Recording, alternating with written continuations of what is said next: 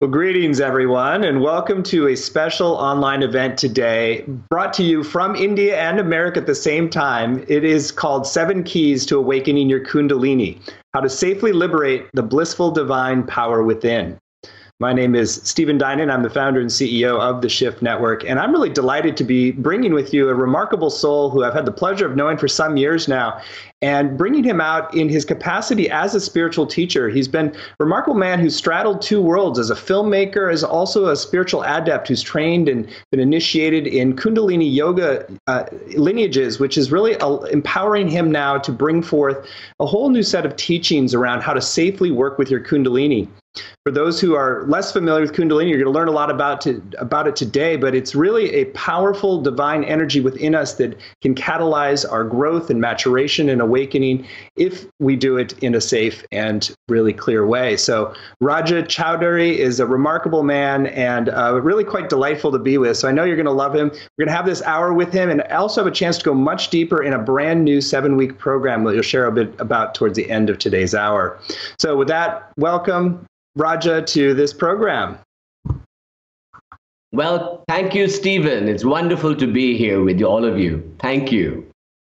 Great. Well, I think that I would love for just have a little bit of the backstory of your spiritual journey that brought you to a profound awakening and beginning to transmit this to others. Well, I was working as a creative director in New York. I come from a design and digital media background. And I was working but at the same time, in parallel, I was practicing Kriya Yoga and learning about Shakti and other techniques of Indian meditation. And I'd done it for about 6-7 years, and it was, wonderful, but it wasn't dramatic. And then suddenly, it was in 2006, and around September 23rd, exactly. I remember the date as if it was yesterday. A sudden, massive explosion happened in me, where what they call a Kundalini awakening, where it felt like a volcano erupted up my spine, from the base of my spine. It felt like my heart was just exploding everywhere. And then by the time, it swept over my head. And when it came in front of me, it became this luminous internal light that was like a golden orbs. And I call it a 1,000 suns exploding in my head. And it was wonderful. And I was wiped out. I was in that state for about 10 minutes. And then I was in that bliss conscious state for, I would say, the whole day. And then everything seemed to dissolve. Everything seemed to be wonderful. And it just completely rewired me. And it was a wonderful experience. And so from having that experience, I spent the next 11, 12 years going deeper and deeper into my research, my initiations, my work, while maintaining my creative work and becoming, a more successful filmmaker, creative director, and doing all of that. So it was quite a wonderful journey from there.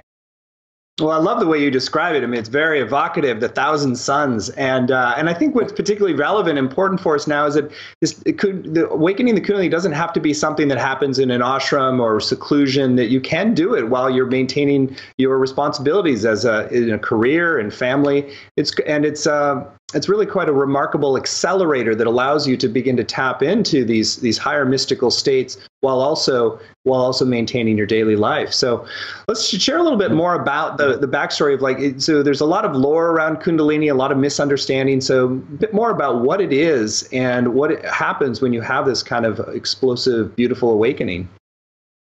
Well, I think that the yogis have talked about it for, if not thousands of years. It is the Kundalini, the word Kundalini. Kunda means bound, tied up.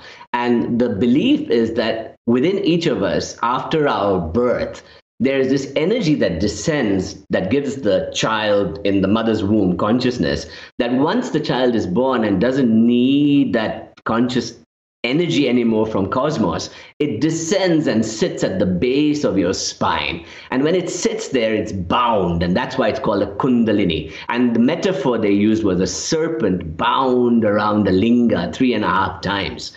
And this powerful energy sits there, and really speaking, in most people, it stays like that. it allows, it sometimes comes up when you are in ecstasy, when you have a hallucinogenic experience, or you meditate, or you see a beautiful sunset, or hear music. It just erupts, but it goes back down.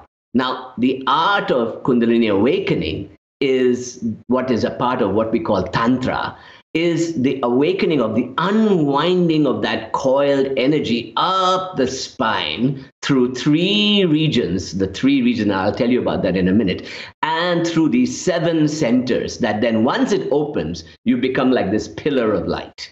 And so the mystery of it is that the yogis and tantrics of India had discovered ways to awaken this energy through breath, through sound, through art, creativity, sexuality, any means possible to wake up this connection between heaven and earth, between cosmos and Gaia, and you and your psyche in the middle. You're the bridge. I love that. We're the bridge between heaven and earth. There's often a lot of mystique and sometimes some fear around Kundalini because it is such a powerful energy. And so, some people have had experiences where it kind of goes off the rails in a way. And so let's talk a little bit about what do you have to do in order to really safely work with this energy? So remembering that it is dormant in the base of your spine, there is a reason for that, because in evolutionary terms, that is our animal nature, the lower part of our reptilian brain, that base area around the anus, the sex organs, the stomach. That's the critical area that governs our fear and flight mechanisms, our sense of sexuality and sensuality, our sense of food and our need for sugar or cravings. These are all controlled by that lower region of the body.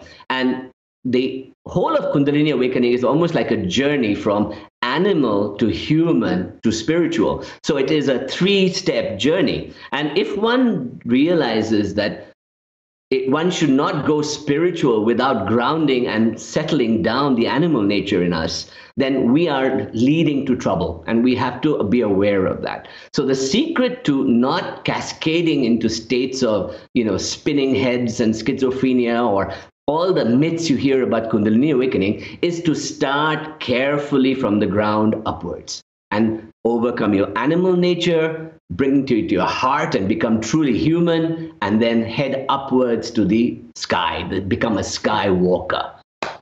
That's the way we do it. I love that.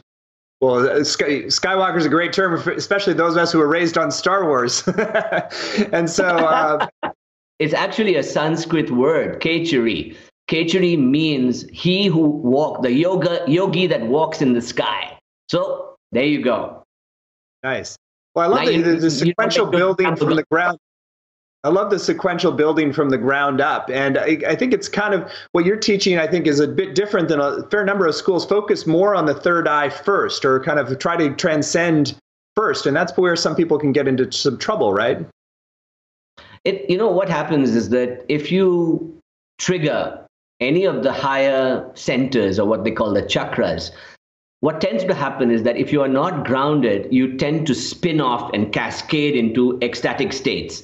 And those ecstatic states, while sometimes can be wonderful, they can also be terrifying if you don't know how to control them or how to navigate them. And most people get terrified. It's like coming to a precipice. And if you're looking over the precipice and somebody just kicks you over, if you're not ready, to actually take that jump, you're not going to do it well. You're going to go crazy. You're going to go, you're going to find yourself losing control. And the main thing is to build the ground solidly so that one can fly in the sky. That's the whole idea. Nice. I'd love for you to share a little bit about the science behind this, because we're used. I think a fair number of us have heard some of the spiritual lore, but there's actually a lot of science that's supporting this and understanding like how it's affecting our neurology and perhaps our endocrine systems and other things. Yes, I mean, we have found over the last, I would say, 100 years, a lot of understanding that now makes sense of what Kundalini really is. Because whether you see the work being done in cerebrospinal fluid and sacrospinal, healing, or whether you look at the vagus nerve and the parasympathetic nervous system, or you look at the pineal gland and the understanding of Brahma's cave, this area in the middle of our midbrain, these three areas have become very clearly correlated, as they've always been through mythology, with the human, with Kundalini and with awakening. So what we understand is that when a child is born, the cerebrospinal fluid that surrounds the brain, surrounds the spinal cord, and actually resides in a sac at the bottom of the spine. So it's almost the same metaphor of Kundalini. And under certain circumstances, breath control, rhythmic breathing, holotropic breath work, things like that, it sparks up and goes up, and that awakens this pineal gland area in the midbrain. And we also find that learning to breathe at the lower stomach area is very connected to how the vagus nerve relaxes the body, releases things like oxytocin, dopamines, and serotonin, and releases those feel-good chemicals into the brain. So when you understand that this movement of energy through your body is like they call it a serpent or an ant crawling up your spine. It is like a movement of this liquids and nervous energy through your body. And that awakens and heals and gives you that bliss feeling, awakening many centers along the way. That's a great explanation. And so let's go a little deeper into the practices. So you're starting from the base. That's important for safety and to be grounded and to be able to contain the level of light that activates as well. So let's talk about what is the first center that you want to work with, and what are some of the practices that are helpful to engage that first center?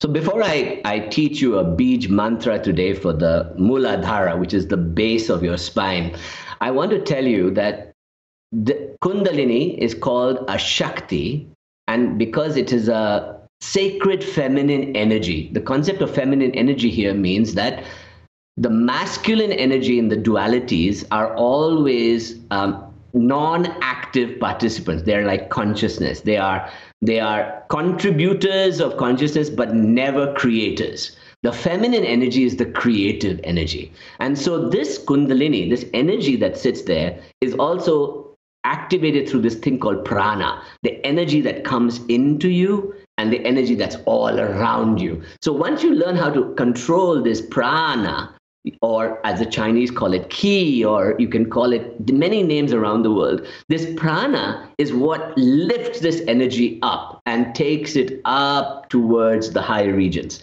Now, to activate that prana, we have to energize ourselves. So hatha yoga, things like that are the beginning, but that part of yoga is only the first four parts, which is asana.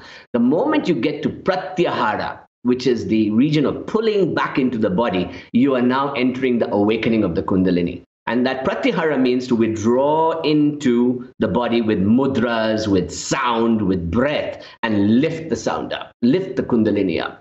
So what I'm going to show you is that there is a feeling that comes when Kundalini begins to wake up. And it is like, I want you all to put your mind down towards the area at the bottom of your spine, around the anus, around the area. There's a kind of triangle that sits there. And I want you to imagine that there's a little linga, a little stone, a little rock that's sitting there with a wound up energy around it. And as you feel your body moving, I want you to feel that heat and tighten that area a little bit in yourself. Tighten it and feel that area. Put a little pressure on there and tighten it and suck it up a little bit. That feeling should be like tightening and pulling up. This is called a mudra. This is an Ashwini mudra. It's a mudra of tightening and waking up Muladhara. So we move our body around and round and round, and we feel as if we're rumbling with the earth, as if lava, red lava is moving around our body. And I want you to chant with me the sound LAM. L-A-M. L as the first part, and long. So it goes like this. Listen to me and then try it with me. Lam,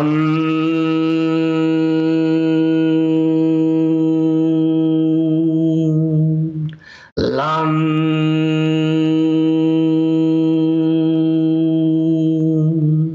lam.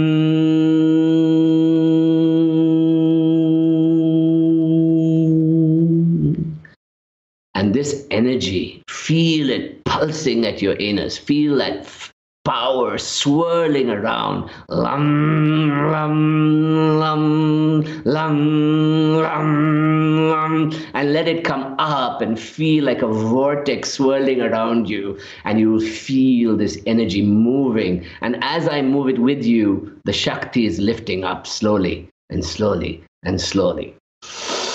And this is how we wake up Muladhara. There's a whole process to it, which I'll teach you in the future workshop, but I wanted to share this feeling with you of what it feels like.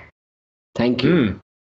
Yes. Well, I love the way you say lam in your movie. It's kind of has there's a playful quality to it as well. It doesn't have to be so serious. It's like you're kind of like dancing with the energy a bit.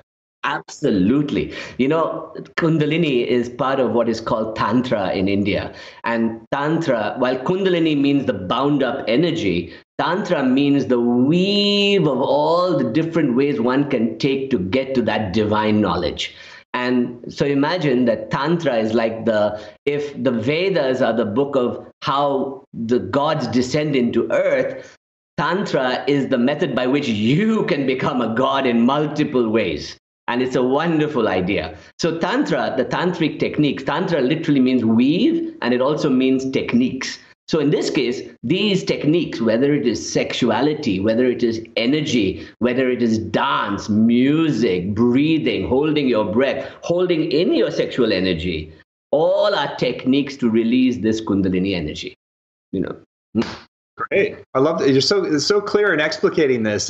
So as you move up then, so moving to the second or the third chakra, so each chakra has its own motions, mantras, mudras. Is that correct?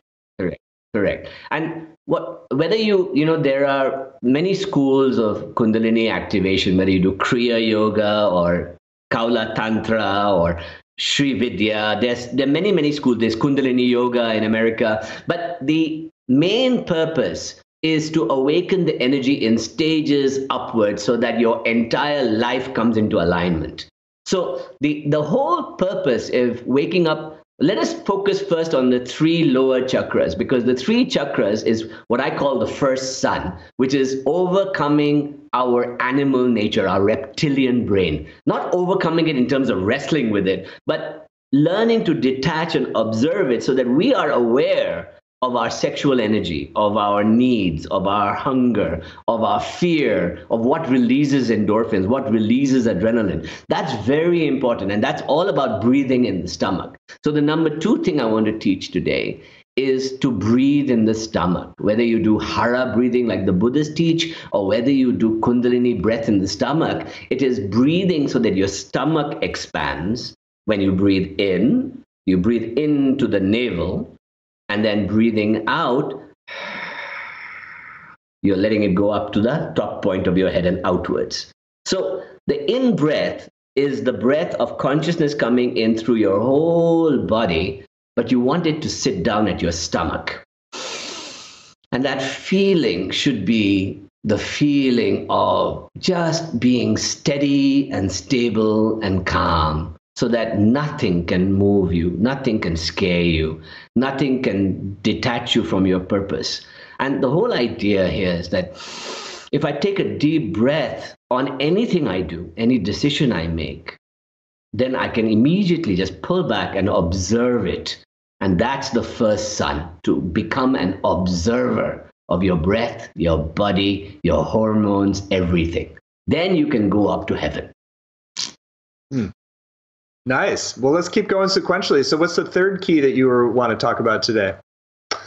So very important in the first sun is on the first three chakras that the Kundalini rises up. The second one is obviously your sexuality in your life, which is the creative impulse. Because if you think about it, the Kundalini journey actually correlates to the creation of a child. So the Muladhara is exactly where the male penis and the female cervix meet. And that junction is where we call the Muladhara. That means the point at which life begins. It's like that first moment. The second moment is that pleasure principle, is that all creativity, the father and mother love each other, or the energies love each other, and an energy begins to brew. That's at the second chakra, at the Swadhisthana. The third chakra, which is at the navel, implies two things. On an esoteric level, it implies that the mother is nurturing the child. The cosmic mother nurtures the child through the umbilical cord. And that means we're connected to an umbilical cord to the supreme energy. Now, on the other side, obviously, the navel is where the child is connected. So the navel is the most sacred part in most traditions, whether you do hara meditation or kung fu or qigong or anything like that. You're always working on the stomach center, the navel center. And there, we're going to do another sound, another mantra, which is a very nice mantra, which allows us to light a fire. Now, the three centers relate to earth, water, and fire. Fire here represents the first sun. And the first sun is such that if it's burning, it's pumping up energy for me, but it also burns all my negativity and bad karma away. So it is like I want to foster that fire in me. And when you have that fire and Kundalini awakens, you get this strange glow on your forehead. You look as if you're radiant all the time. It's a very wonderful consequence and benefit of it all waking up in the belly. So what happens there is that the feeling is like a deep breath and an exhalation. That's the fire, that feeling. So when you breathe deeply with me, and the sound is rum, rum, rum, rum. And when you get that sound, you can feel the fire burning. And then if you do the full mantra, which I'll teach later in the 7-week program, is this beautiful mantra that goes, Aim Reem Kleem Chamundaya Viche. And it's like this fiery goddess comes into life there in your belly. And it's very powerful. So that's our first sun completed. Then we move up to the second sun. This is the most important part of the work, Stephen, and all my friends out there, because one has to learn to be human. One has to learn to live in the heart center. And the biology of the heart center is between the stomach navel and the thymus and the thyroid here.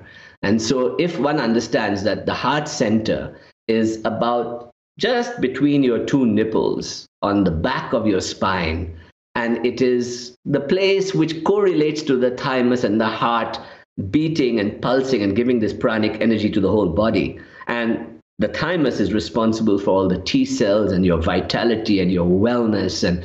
But in the Kundalini energy, it is also the center that attracts all the beautiful things into your life. So you become compassionate. You attract energy. You become blissful. That bliss that comes into the heart center, And once that activates the heart center, there's two things happen. We believe that there is a little tiny white pearl that sits there, and that's called your Jeev Atma. That's your living, vital soul. And once the Kundalini hits that, your soul is already awake. You just are aware of it suddenly for the first time.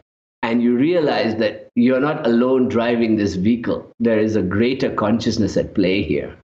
And once you open that heart center, two things happen. One is you become open to the whole universe. But the other is that the universe begins to protect you. And an egg forms around your golden energy. And it's wonderful. And the sound of this energy is the beautiful mantra that many have taught over the years, but I'll just share it with you, which is Shreem. And the word Shreem, S-H-R-E-E-M,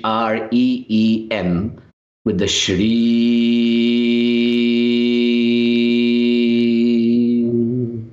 Shri,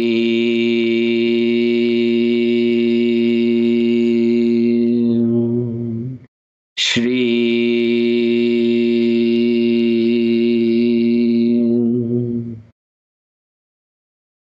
In fact, if you do nothing else and you just meditate on Shri for the 108 times in the morning, a golden energy will form around you. Good things will come to you, and you become this pillar of light automatically. So that's the second sun.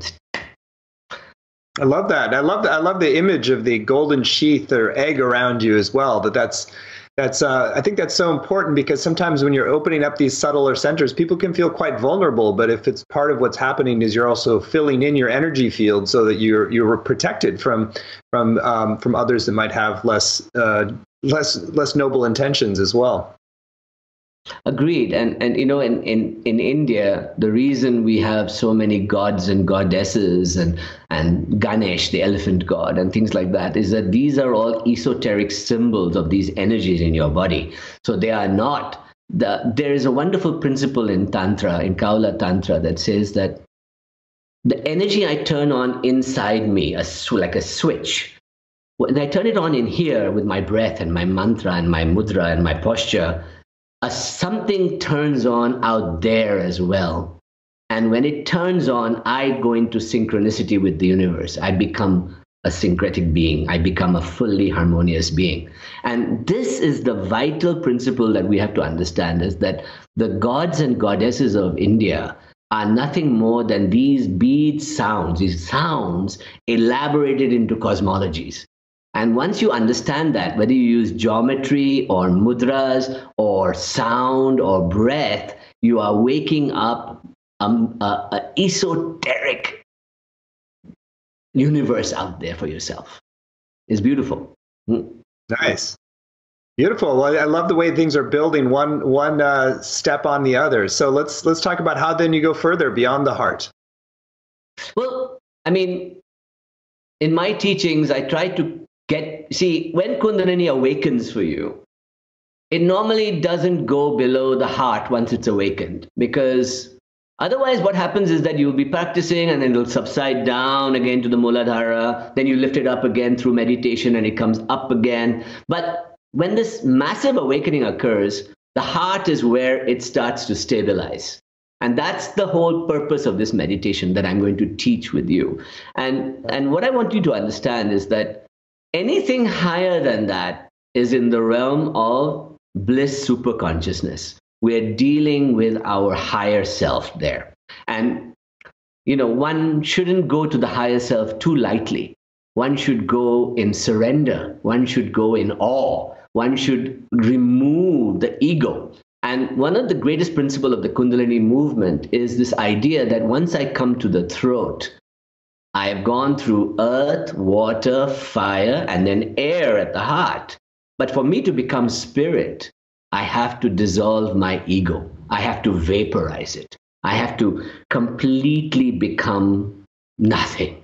There is no me anymore. There's no I. There's no Raja. There's no Stephen. There's no me. It is now I am just open to possibility of complete dissolution into a universal consciousness.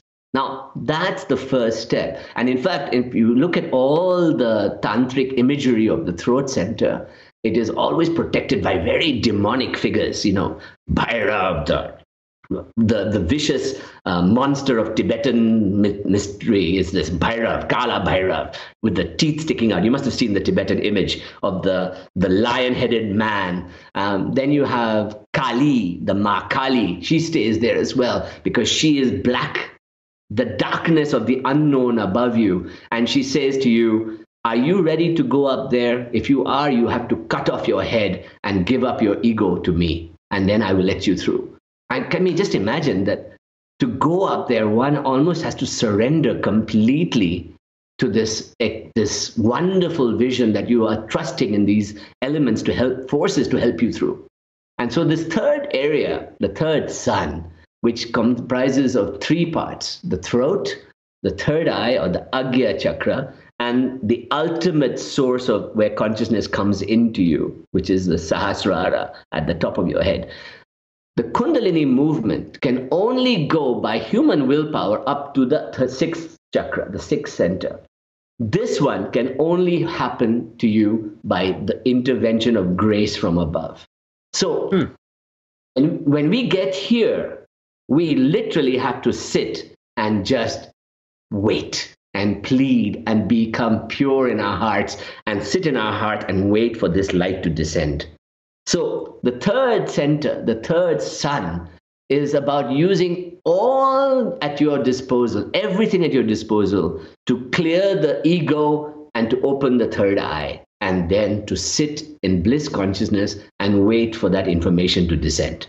And it does descend. It does dramatically descend. And once you start opening it, the visual metaphor is that there's a 1,000-petal lotus sitting above your head, about 6 inches above your head.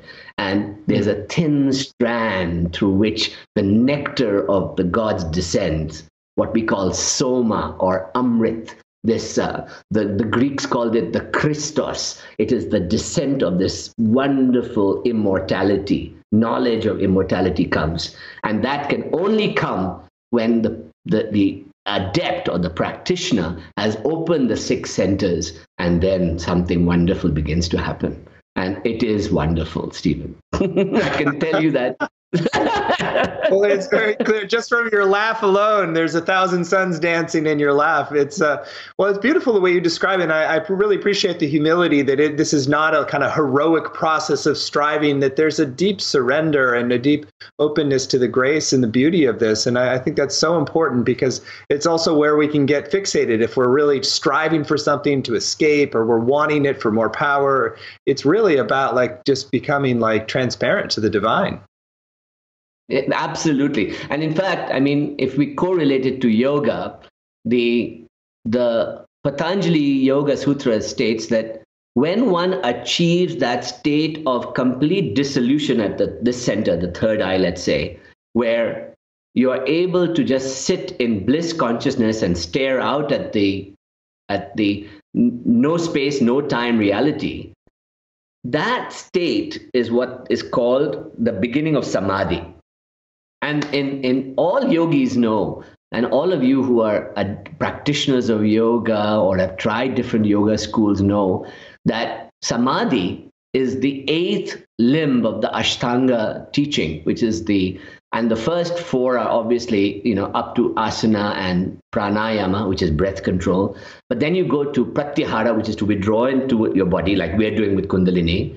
Then you go to what is called dhyana, which is single-pointed concentration. Single-pointed concentration. And then something miraculous happens, whether you do it through Kundalini or whether you do it through Hatha Yoga. Something called dhyana happens. And dhyana is a state of what we call meditation. It can be called Satori in Zen. It can be called Chan, the Chan school of Buddhism. Dhyana is the same word. Dhyana, Chan, Zen, same word. And what happens in dhyana is that you and the object that you are meditating upon, tranquility, a Godhead, a Buddha, whatever, become one. You dissolve. All of it dissolves and you become super conscious. And that is the state when bliss and surrender occur. And then you sit and something wonderful happens, which they call samadhi. And that's that bliss consciousness pouring in. Beautifully described. I mean, there's a poetry and love that suffuses your words. It's really quite inspiring. Let's talk a little. Let's share. We mentioned in the describing today that you'd share a sacred secret mantra that opens this 3 spheres. We've talked about the 3 different levels. So there's one mantra that really works to open all 3. Yes, there is. And I mean, I shared 3 already with you for different centers, like Shreem for the heart, and Lam for the Muladhara, and Ram. Each one has a sound. So I'll give you an example. The Bij mantras, what is called the core sound of each of the 7 chakras. There are only 6 sounds really, or they're actually 8, but I'll tell you what they are. They are Lam at the Muladhara, Lam, that connects you to earth, that rumbling earth. Then at your sexuality, it becomes Va, Vam. fire, it becomes Ra, Ram. At your heart, it becomes yummy, Yum. At your throat, it is Ha, like in Hara, Hum. And by the time it gets up to your third eye, it becomes Om. But there's also Lam and Sham on your eyes. So you have the three eyes, two eyes and the inner eye. So you're going Lam, Sham, Om.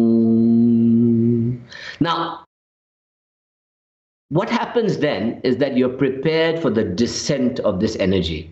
And we call this descent energy, the name in Tantra is Lalita. That is the name of the goddess, Lalita. And Lalita sits in that 1,000-petal lotus. And when the adept is ready, she is the one who summons and pours in the consciousness as a river of consciousness. It comes into you. Now, that means that it pours in through three worlds: the neocortex brain of the head, the midbrain and the heart, and then the lower brain and the animal nature in us, the truth nature. Sat, Chit, Ananda. Sat, Chit, Ananda, the three parts of consciousness. And I'll explain Sat, Chit, Ananda in a second. So when this descends, it goes through three worlds. The first world is the third eye and the tongue. And the sound here in this mantra that I'm going to teach you is Aim.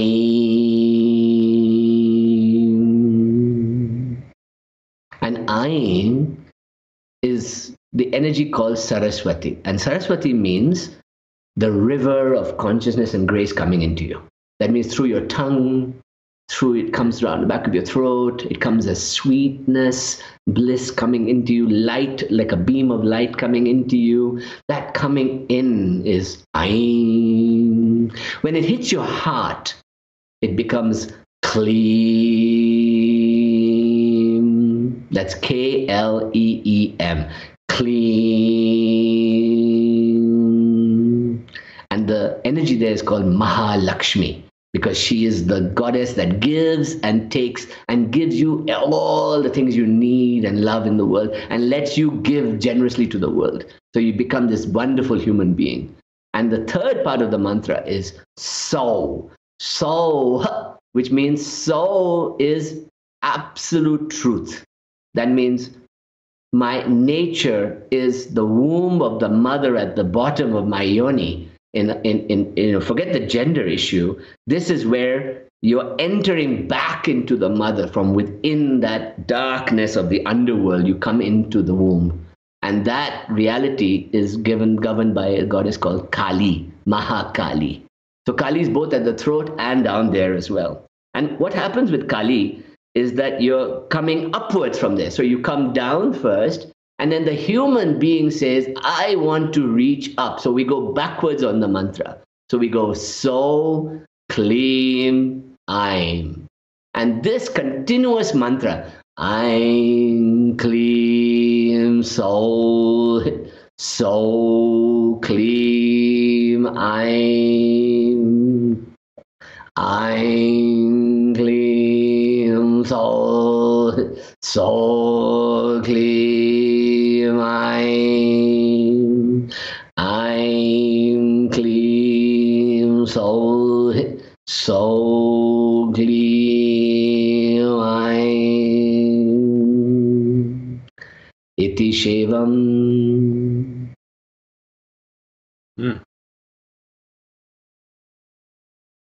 Thank you. Thank you. Wow, that was profound what you were emanating as you were saying that. And I really appreciate how you link together the descent and ascent and sort of this continuous circuit that's getting created. And also just understand, I think for a lot of Westerners, all of the different gods and goddesses can get a bit confusing. And so I think that the way you talked about them as symbols that help us to anchor certain qualities of consciousness in each level is very helpful. Yes. Well, speaking of which, I want to ask a little bit. So a lot of Kundalini traditions, so that you focus a little more on the practices you can do yourself, in a way, the self-activation. But there's also a lot in the different traditions around awakening Kundalini that's about a transmission or ignition from a guru, from a transmitter, a master. And I think we have a lot of loaded charge around that in the West sometimes, like, oh, gurus, but they're kind of like it's like a tuning fork, right? So it's like when a tuning fork hits the right pitch, then it's going to activate it in another person. So you are very much a transmitter now of this energy and this awakening. So I'd love for you to share a little bit more about how that operates and maybe how you're going to be exploring that in your upcoming program as well. Well, first of all, when you leave this event today, you've already begun the process of Shaktipat. You've already received transmission. Just listening to that mantra I just did 3 times, I vibrated into your heart directly. And no matter what happens, you will remember this moment. It'll vibrate with you. You might find a tickling at the back of your spine. You will find your heart expanding for no reason. Maybe when you lie down tonight, you'll find a white orb and a golden light all around you. And, you know, the funniest things happen. You might see me in your dreams. These things happen. And what happens is that a transmission has occurred. That means that my Shakti has risen to a certain level where I can vibrate with your Shakti. And that allows me to help you to wake up. And that's what Shaktipat means. Now, certain masters who have done penances and austerities for hundreds of years or whatever come with this superpower. But if there's no love and if there's no desire to share that love, then Shaktipat means nothing. It's just a hypnotic trance. You know, I can send people into a trance in many ways. There are techniques in NLP, there are techniques in hypnotherapy, in mesmerism that we can use. But let us not confuse the two things, because there is a collective consciousness vibration that occurs in Shakti, which once we start vibrating together, something wonderful happens. And as I will show you during my 7-week program, that you will find that I will share with you each time enough Shakti that by the time you are done the process with me, your Shakti is moving by itself and you wonder how that happened, and it'll be wonderful for you. Beautiful. Well, I love your explanation because it really demystifies the process, and I think you make it so accessible, and bringing in the scientific foundations and your whole path as a householder too is a great inspiration for all of us. So I want to let's talk explicitly about your upcoming program, and just say how delighted we are to bring this forward. This is honestly the best hour of explaining Kundalini that I've ever experienced. So I know people are in for such a profound journey with you, and not just the teachings and the inspirations, but the activation on the subtle level too. So the program is called Awakening Your Kundalini, a step-by-step process to liberate the divine power within. It's going to be a 7-week program, as we mentioned, and you can find all the details about it at awakeningyourkundalini.com. Again, that's awakeningyourkundalini.com. This is not something that has any prerequisites. If you are new to this subject area, haven't even meditated that much, you can still engage this program. And it's also going to be very powerful for even seasoned advanced seekers who've been on a path for decades, because of this subtler transmission aspect, and oftentimes the simply going as a collective, there's a field of consciousness that gets created that is going to be quite powerful. So, Raj, I'd love for you to share in your own words what people are going to come away with as a result of taking the 7-week journey. How do things shift from the beginning to the end? Well, see, in any process of Tantra, there are 3 parts. One is that, are we doing things correctly? That, you know, did I get the mantra right? Did I get the breath right? Did I do it right? But there's a second equally important part, is that did I understand the esoteric and subtle nature of what I'm dealing with here? And then the third part, which is the most profound part, is the feeling that comes. And that can come through sound, through light, and through just pure sensation in the nerves. And it's a wonderful idea. And what happens with that is that one should go stage by stage into this experiential and understanding journey. If, you know, even in 7 weeks, what will happen is that you will have a broad enough understanding that you will be able to spend your time with your Kundalini energy in a subtle way. Now, Will you be able to open all 6 centers immediately after the 7? Many of you will taste it, but you will have to work on it. But all of you will enjoy a heart-based Kundalini activation that will lift you up and ground you in the world, open up your heart, and allow you access to the higher levels of consciousness that you can explore on your own afterwards. And yes, I hope I will be able to teach you more and more about this over the time. But during the 7 weeks, we will go through the 3 regions, the 7 chakras, and understand how to sit in the heart and experience Kundalini energy in your life. Beautiful.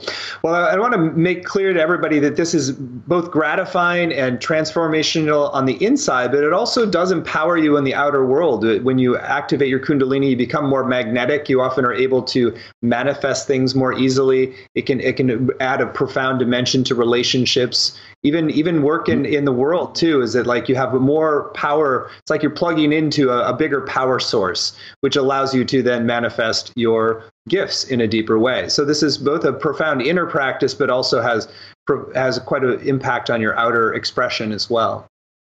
So again, you can find all the details. The one thing I'd like to say, Stephen, is that whenever you work with anybody, no matter what kind of teacher they are they a living example of what they're talking about? Do they vibrate that energy into you? Do their students vibrate that energy? Do they have that force of energy in life that shows that positive outlook, that way of being?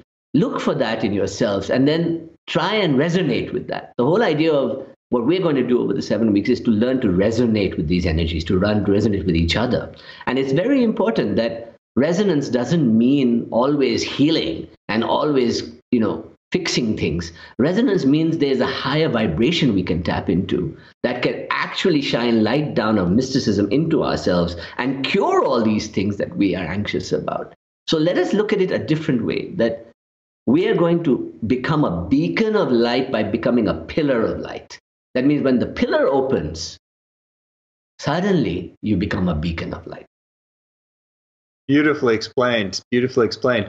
Well, one thing that enhances this is that we're very grateful for is we're going to be able to do this all as video course, which allows also to have this personal transmission. You get the background and the setting around the altar behind you, and it's like there's a way in which you feel much more connected, and there's a deeper transmission of subtle energy that happens. We also have it will be a very global group. We have an online Facebook group. We have you get the videos, you get transcripts, you get audios, basically everything that will help you to apply this learning over time and really work with the mantras and some of the mudras in a deeper way as well. So Roger, I'd love for you to take us on a little tour, just some highlights of each of the 7 modules, and give us a glimpse. So I think that in the first module, I'll take what we started with here today about what Kundalini and Tantra are really about and go into them in a little more detail, because I think it's very important for us to build a conceptual ground and experience that kind of energy in us and see that we can do it through movement, through pleasure, through life, and understand what this Kundalini energy really is. So in the first one, I'll focus on that. And by the second one, I'm going to teach you how to crack open the earth and tap into this Muladhara energy, which is the most powerful energy that we need, this prana, this energy that comes in, how to get it from outside and how to bring it up in you. And I will teach you techniques and exercises and breathing techniques and visualizations and mantras that will help that process of grounding yourself so that you become fearless. And each week, I would want you to go away and test it out for 5-10 minutes each day and come back a week later and share it with me. And I will make myself available on the Facebook group regularly to answer questions and to take on any dialogues you may want to have with me. The third session, we will go into lifting that Muladhara and conquering the first sun completely, which is to actually, we'll do the first sun and we'll move towards the second sun. And by the fourth session, we would have completely awakened the heart center. And that would take us deeper and deeper. And then the fifth and sixth sessions, I'll take you through the third sun, the third eye, and I'll help you become intuitive, tap into this energy from above and learn how to see it, how to feel it, and how to bring it into your heart. And That'll take us through the first 6 sessions. And then on the heart session, one of the things I'm going to ask you to do is I'm going to ask you to go out into the world and share this energy with others. So you're going to try and heal. You're going to try and give. You're going to learn to become, there's a wonderful word that we say, which is prasida, prasida, which means give and take. If you're getting this wisdom, you must go out and give something. You must give love. You must give charity. You must give help. You must work. And that's very important. So halfway through the course, we will go out and serve humanity and learn to come back and do it. And then we'll go to the higher levels. Then when we get to the higher levels, I'm going to give you a glimpse of your third eye. And it's very important because, there are many advanced techniques of Choudhury and opening the third eye. And I'll teach you the basic ways in which you can see this with mudras and breath and mantras to see that third eye in yourself. Then the last session, we will recap the whole thing in the last session. And we will go deep into how to live this pillar of light and this beacon of light in the world, and how to maintain that bliss while protecting yourself, but acting in the world. I will teach you detailed techniques on that. Well, it sounds absolutely fantastic. I love the way you've really thought through in such a step-by-step way and really demystifying this complex subject and making it accessible and really practical as well. So again, you can find more details at awakeningyourkundalini.com. It's going to be on Tuesdays at noon Pacific time, but you do get the recordings and the videos and the transcripts. So if you can't make the live sessions, you can still get the full value and still fully participate in the Facebook group with questions as well. It's going to begin on March 20th. And I should note that there's some great extra bonuses that Raja has gotten or pulled together for this program. One is a mantra compilation. This is a recording from Raja. You want to share anything about that bonus? Yes, I think that what I'll do is that by the time we come to the end of the course, I'm going to give you 2 bonuses at the end that are important. One is a mantra and a recording of how you can experience this regularly, and a recording of the full meditation we have learned to do. And I'll also give you an e-booklet on how to do it with visual demonstrations of all the things we have talked about. That is the wrap-up. But at the beginning, what I'll do is I'm going to give you a guided meditation when you start to learn to activate the 3 centers. And I will teach, and each week each session I'll give you a little material that you can do for your practice and your use as well. And there are some other bonuses, Stephen, that we have discussed. Please, if you could go through them, that would be wonderful. Great. We have the mantra compilation, as we mentioned. We have a guide to Kundalini Awakening, which is the ebook. And then we have the Kundalini Awakening meditation, as you mentioned. We also have a special bonus that's available only today when you register by midnight. We always do this as a extra incentive for you to go to the page at Awakening Your Kundalini and to really tune in. And if you're resonating with this, you're feeling the subtle vibrations, the sensations activating your body, a sense of recognition, then you want to go further in this. And so we have an extra bonus for doing that when you do so today. So this is actually a whole film that Raja's created from his parallel life as a filmmaker called Yoga, Harmony with Nature. Really one of the most beautiful documentaries that's ever been created around yoga's origins, history, benefits, and science. It was actually produced to celebrate UN's International Day of Yoga and was inspired by the guiding words of Prime Minister Narendra Modi from his UN General Assembly. So it's very beautiful graphics. It actually awakens a whole different understanding. So Raja, kudos to you on that film. And anything else you want to say about it, which is the special bonus today? No, I think that yoga as we know it in the West is just the beginning of this amazing adventure of what yoga really means. And all of this really falls under the yoga idea. Yoga and Tantra have always been together. So it's not something like 2 distinct schools of philosophy. And I think that yoga is just the same awakening. And so understanding history of yoga, understanding the practice of yoga and Patanjali's Hatha Yoga in particular and its history, it is a complete parallel story of the tantric story. So I think it's very important for everybody to know it. Hmm. Beautiful.